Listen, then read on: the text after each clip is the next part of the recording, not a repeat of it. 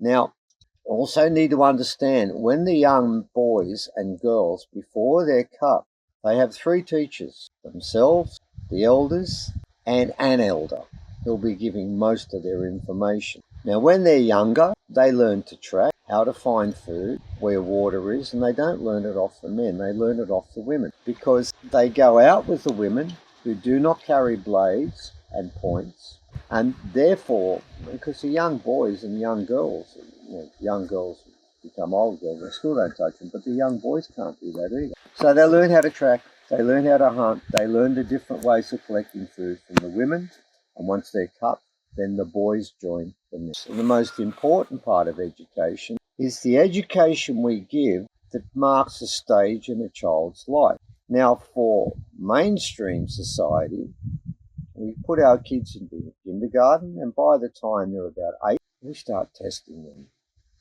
Every 2 years, they do another test, and it becomes a continual process. They don't find out how they can find the answer. They find out what other people do. And they memorize that information. And when they get to be about 18, we put them in a big hall, we lock the hall, and we put them in there for 3 hours, and we tell them, here's a test. If you do exceptionally well, your life will be successful. You'll make money. You'll get a good job.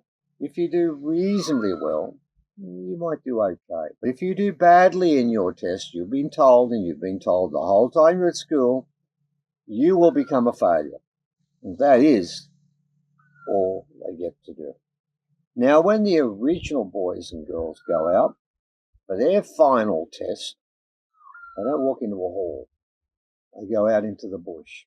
And they're watched, normally by their uncles and aunts, and they keep an eye on them while they spend day after day getting food, finding water, looking after themselves. But that's incidental. What are they mainly waiting for? They're waiting for the vision.